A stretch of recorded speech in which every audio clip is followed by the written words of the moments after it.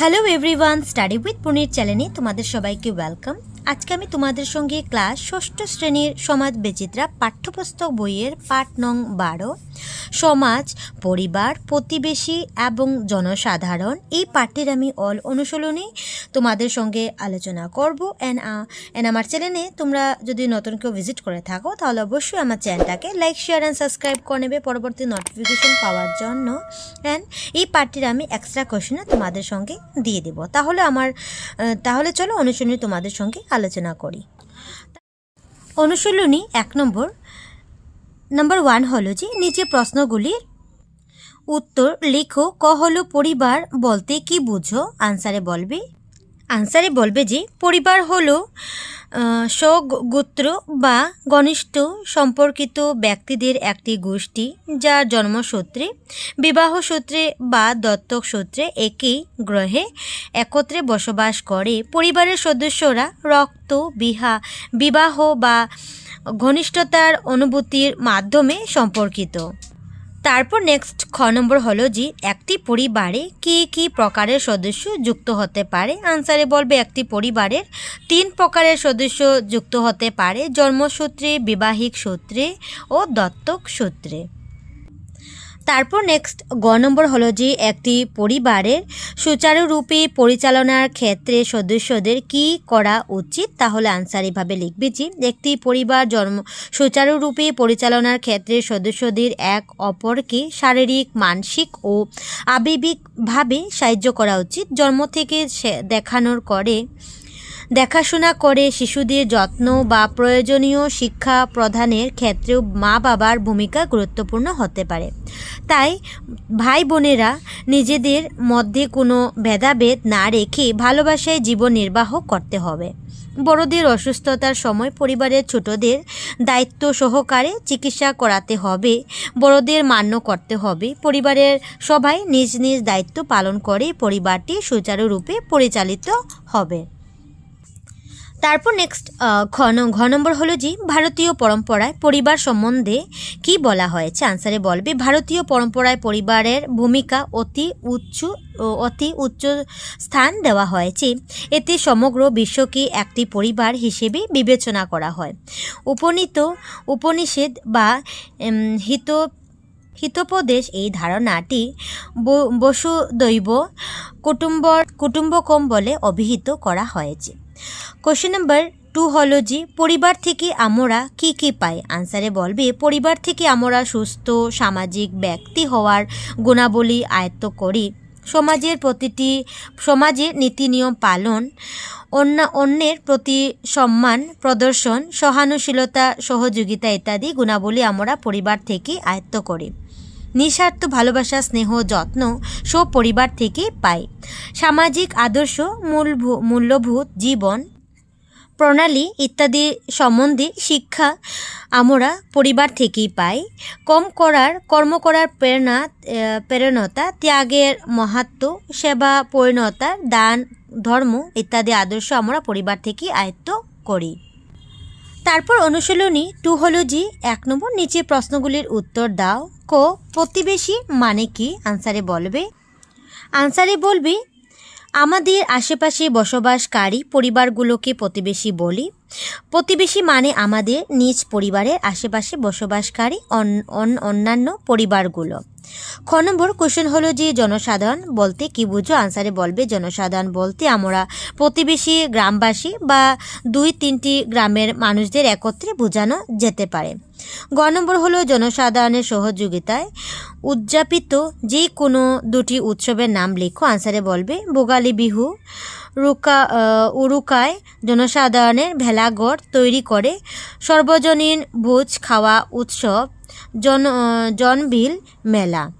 তারপর নেক্সট ঘ নম্বর হলো যে একটি সামূহিক এককের উদাহরণ দাও। আনসারে বলবে শহরাঞ্চলের আবাসিক কল্যাণ সমিতি।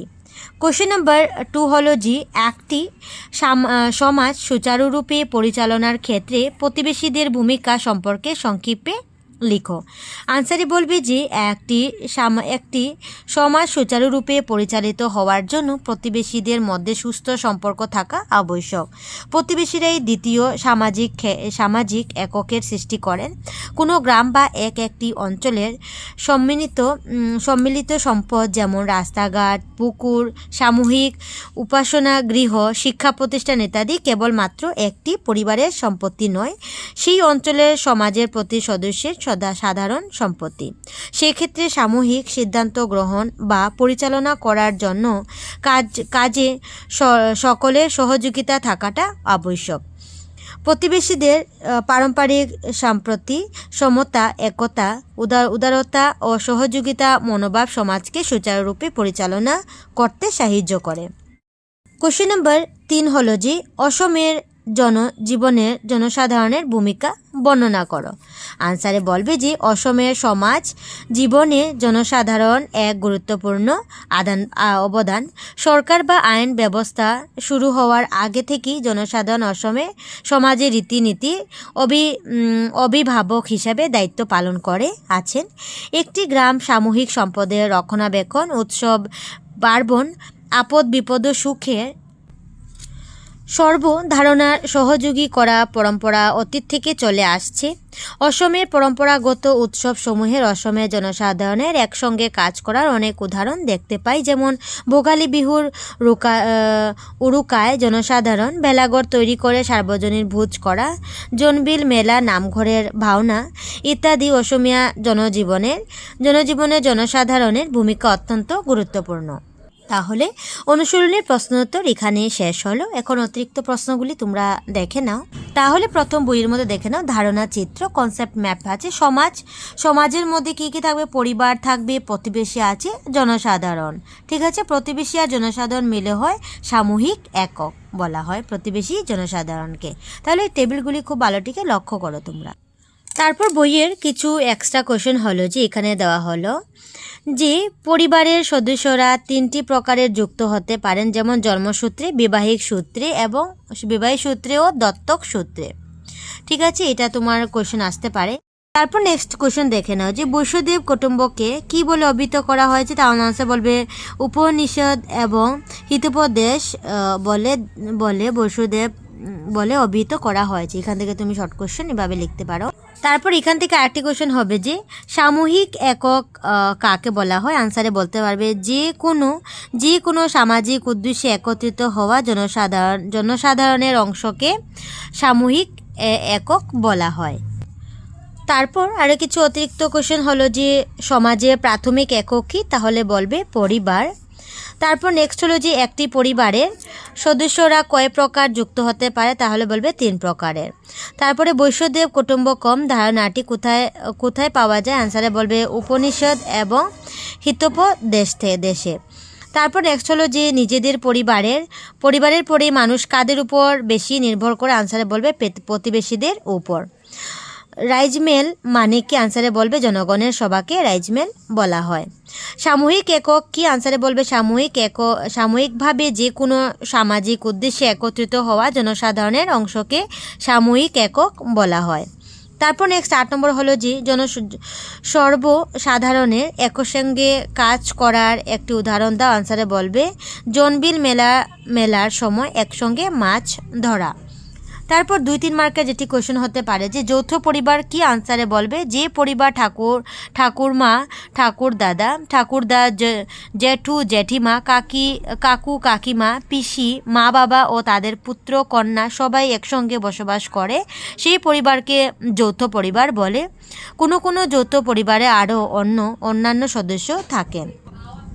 তারপর নেক্সট 8টি কোশ্চেন হলো যে কোনো পরিবারের অভিভাবক কাকে গণ্য করা হয়। আনসারে বলবে মা বাবা বা পরিবারের বয়োজ্যেষ্ঠ সদস্যকে।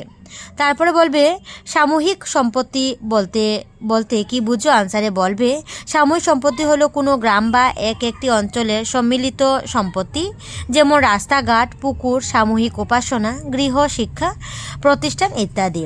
রাইজমেল সম্পর্কে যা জানো লিখো। আনসারে বলবে ব্রিটিশদের বিরুদ্ধে হওয়া আন্দোলনের জনসাধারণ হিসাবে এগিয়ে আসার প্রমাণ জনগণের সভা থেকে পায়। জনগণের সবাই হলো রাইস মিল। অসমের কৃষক আন্দোলনের রাইস মিলের অবদান অপরিসীম। খুবই ইম্পর্টেন্ট কোয়েশ্চেন। নেক্সট হলো যে কখন প্রতিবেশীরা সাধারণ একত্রিত হন? আনসারে বলবে জাতি, ধর্ম, বর্ণ নির্বিশেষে প্রতিবেশীরা সামাজিক বিয়ে, উৎসব, পার্বণ, ধর্মীয় অনুষ্ঠানে একত্রিত হন।